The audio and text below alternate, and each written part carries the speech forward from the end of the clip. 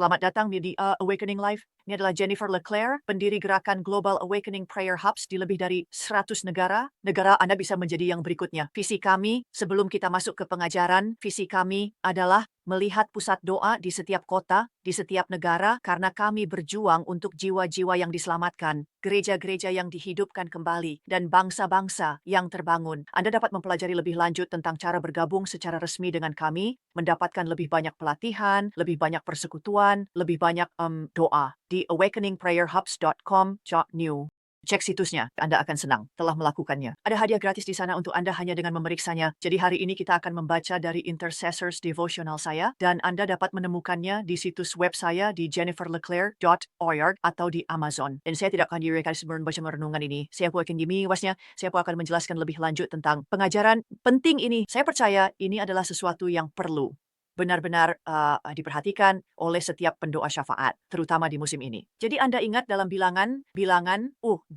saya akan membaca ayat 1 untuk memulai. Jadi Bapa, dalam nama Yesus, terima kasih Tuhan karena telah memberi kami telinga untuk mendengar, mata untuk melihat, dan hati untuk memahami. Bantu kami Tuhan untuk menanggapi ini dengan serius, karena ini adalah masalah penting bagi pendoa syafaat, dan kami ingin berada di pihak yang benar, di hadapan Tuhan, ketika berhubungan dengan mulut kami yang kami gunakan untuk berdoa dalam nama Yesus. Jadi renungan hari ini, Migru Tuan Jahat Miriam bilangan 12 ayat 1. Sekarang, Miriam dan Harun berbicara menentang Musa karena wanita Kush yang dinikahinya, sebab dia telah menikahi seorang wanita Kush. Sekarang, mereka menggerutu, mereka mengeluh, mereka berbicara menentang Musa. Sangat-sangat berbahaya untuk berbicara menentang pemimpin Anda. Bagian dari apa yang terjadi, baiklah, pertama-tama, izinkan saya mengatakan ini. Musa menikahi seorang wanita kulit hitam dan mereka tampaknya tidak menyukainya. Itu yang pertama. Yang kedua, mereka terlalu akrab dengan Musa. Itu adalah saudara mereka. Meskipun mereka tidak tumbuh di rumah yang sama karena Musa tumbuh di rumah Firaun, ada terlalu banyak keakraban di sana. Dan Anda tahu, Anda pernah mendengar bahwa keakraban menimbulkan penghinaan. Bukan? Memang benar, keakraban menimbulkan penghinaan. Jadi ada keakraban tertentu yang perlu kita miliki satu sama lain sebagai keluarga Allah, bukan?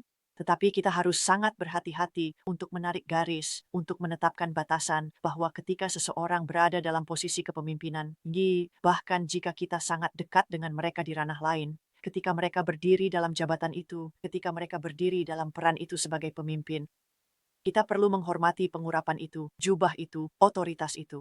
Dan Harun dan Musa tidak mampu melakukan ini. Jadi yang pertama, mereka tidak menyukai pilihan pengantin wanitanya. Mereka tampaknya memiliki sedikit rasisme di sana. Dan yang kedua, mereka terlalu akrab dengannya. Mereka tidak menghormati otoritasnya. Mereka pikir mereka bisa, saya kira, lolos dengan ini karena ini adalah saudara mereka.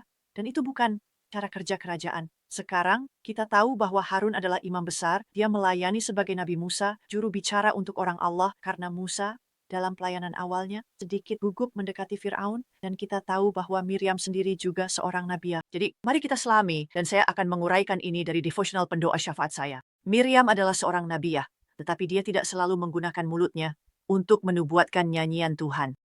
Tidak, dia menggunakan mulutnya yang diurapi untuk menggerutu kepada Harun tentang adik kecilnya, Musa. Sekarang, Miriam mungkin merasa seperti, kamu tahu dia adik kecilku kan? Aku adalah yang lebih tua, aku adalah nabiah, aku adalah ini, kapanpun kamu memiliki aku keluar dari mulutmu. Itu adalah tanda kesombongan. Jadi Miriam di sini, kamu tahu, mungkin dalam beberapa ukuran kesombongan, dia telah meninggikan dirinya di atas hamba Tuhan. Dia berkata, aku seorang nabiah, kamu seorang nabi, mengapa kamu lebih baik dariku? Jadi tampaknya pada suatu titik, Harun terpengaruh oleh ini, dan ini adalah pelajaran yang bagus untuk para pendoa syafaat.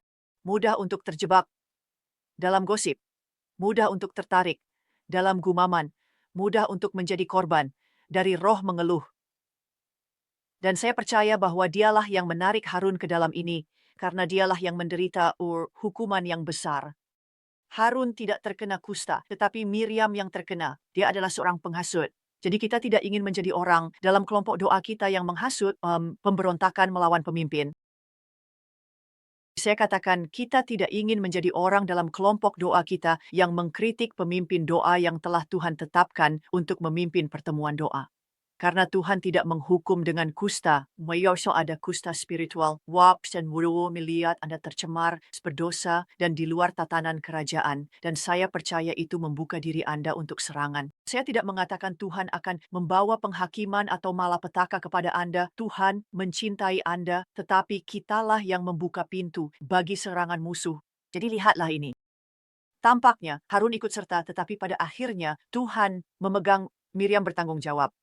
Itu memberitahu saya bahwa dia mungkin adalah orang yang memulainya atau yang tidak mau melepaskannya.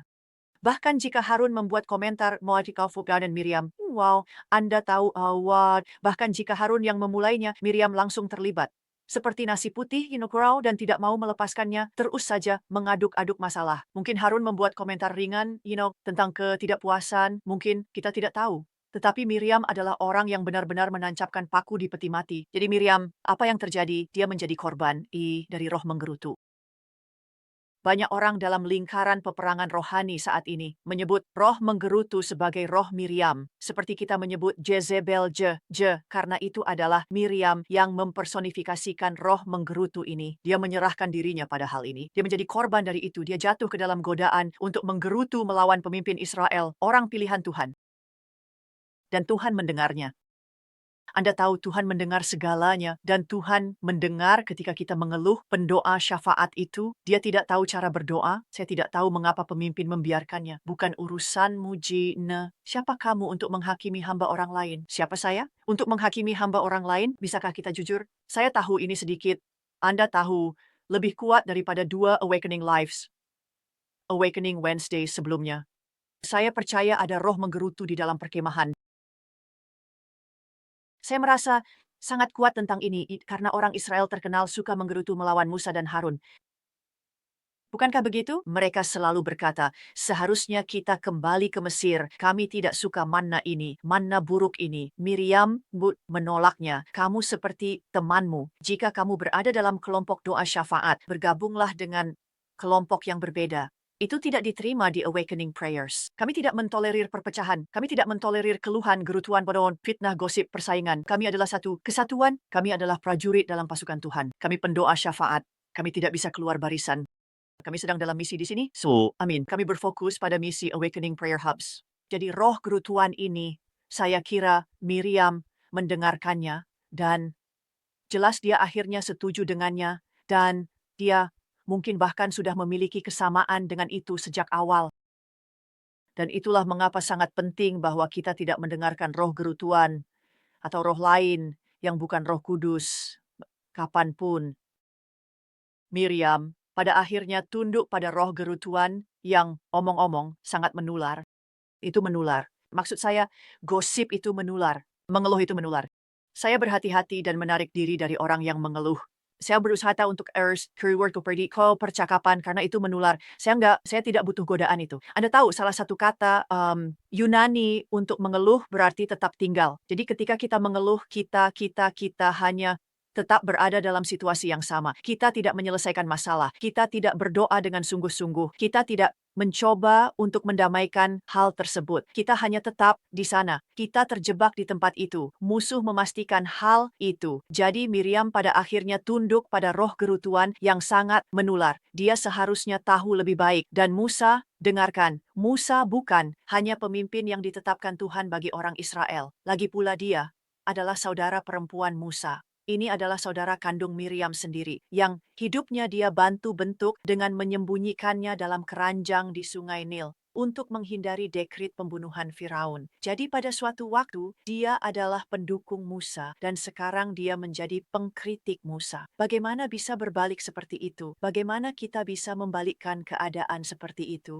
Karena orang-orang yang sangat dekat dengan Anda, kita melihat ini dalam gerakan doa, bukan gerakan doa kita. Kita tidak mentolerirnya. Tapi ketika Anda berdoa bersama satu hari, keesokan harinya, Anda mengeluh tentang satu sama lain. Bagaimana hal-hal ini bisa terjadi? Karena ada iblis dan dia membenci doa. Dia membencinya. Dia membenci doa dan dia ingin mencemari kehidupan doa Anda. Jadi inilah halnya Miriam tahu bahwa Tuhan secara providensial menyelamatkan Musa dan membesarkannya, dan disinilah dia sekarang mengeluh terhadapnya. Orang yang membebaskan sebuah bangsa dari Firaun, dari perbudakan kepada Firaun, itu seperti menggigit tangan yang memberi makan Anda. Benar, itu tidak masuk akal. Jadi ketika hal-hal tidak, ya saya selalu mengatakan ini, ketika hal-hal tidak masuk akal secara alami, biasanya ada roh jahat yang terlibat di suatu tempat. Dikatakan bahwa gerutuan kita adalah musik iblis. Iblis suka ketika kita menggerutu, karena itu membuka kita untuk diserang. Memang, membiarkan gerutuan menguasai lidah Anda adalah dosa yang berbahaya. Kita melihat ini dalam Yakobus 5:9. Yakobus yang disebut Rasul Iman Praktis memperingatkan kita, jangan menggerutu satu sama lain saudara dan saudari juga, supaya kamu tidak dihukum. Lihatlah, hakim berdiri di depan pintu. Apa yang akan Anda lakukan dengan itu? Sekarang, saya tahu tidak ada penghukuman bagi mereka yang ada di dalam Kristus Yesus yang berjalan menurut roh dan bukan menurut daging. Gitu? Tetapi jika Anda mencari kata dihukum, itu berarti lebih dari yang Anda pikirkan. Sebenarnya saya akan memberikan definisi cepat di sini dari kamus agar Anda bisa melihat. Ini bukan dihukum terkutuk ke neraka. Itu bukan artinya. Inilah artinya. Dinyatakan salah atau jahat, dan Tuhan tidak menyatakan Anda salah atau jahat, tetapi Dia menyatakan kata-kata Anda, tindakan Anda, motif Anda sebagai salah atau jahat, dan itu membuka pintu bagi iblis. Itu berarti dinyatakan bersalah dan dijatuhi hukuman. Dan sekali lagi, Tuhan tidak menghukum Anda, tetapi Dia akan mendisiplinkan Anda. Seperti Anda tidak akan terkena kusta karena Anda berbicara menentang pemimpin Anda, atau Anda berbicara menentang sesama pendoa syafaat Anda. Itu berarti dengarkan, ini adalah yang benar-benar mengganggu saya. Itu berarti secara resmi dinyatakan tidak layak untuk digunakan. Anda tidak bisa efektif sebagai pendoa syafaat. Saya tidak bisa efektif sebagai pendoa syafaat jika saya menggerutu melawan sesama pendoa syafaat saya, pemimpin pusat doa saya, teman-teman saya, keluarga saya, karena tangan bersih, hati murni. Benar, itulah mengapa kita selalu ingin bertobat sebelum kita masuk ke dalam syafaat. Jadi lihat apa yang terjadi pada Miriam dalam Bilangan 12 dan 16. Dan murka Tuhan menyala-nyala terhadap Miriam dan Harun, dan dia pergi, Tuhan pergi. Tapi ketika awan telah mundur dari kemah, lihatlah, Miriam bukan Harun. Miriam terkena kusta seputih salju, dan Harun berbalik dan melihat Miriam dan berkata, lihatlah dan lihatlah, dia terkena kusta. Jika Anda jatuh ke dalam roh menggerutu, itu bisa terjadi pada siapa saja dari kita. Anda perlu bertobat agar Tuhan mendengar doa-doa Anda dan memajukan agendanya. Jika ada roh menggerutu dalam kelompok doa Anda, dan Anda adalah pemimpin pusat doa atau pemimpin doa dari kelompok doa manapun, tangani dengan cepat. Ini bukan sesuatu untuk dimainkan. Ini menular dan dapat menyusup ke seluruh perkemahan. Saya harap Anda menemukan nilai dari pengajaran ini. Silakan kunjungi www.awakeningprayerhubs.com new dan daftar untuk menjadi pemimpin doa. Hari ini, temukan pusat, sponsori pusat, kami memiliki orang-orang di negara-negara dunia ketiga yang menunggu sponsor. Kami ingin melihat kota Anda terbakar untuk Yesus. Kami ingin melihat altar dibangun kembali di kota Anda, di negara Anda, dan kami ingin membantu Anda melakukannya. Kami menyediakan pelatihan, sumber daya, komunitas, persekutuan, banyak cinta, dan bimbingan sepanjang jalan. AwakeningPrayerHubs.com. Bergabunglah dengan gerakan ini. Jennifer Leclerc menandatangani Awakening Rabu Awakening Live. Bertemu Anda di sisi hal lain.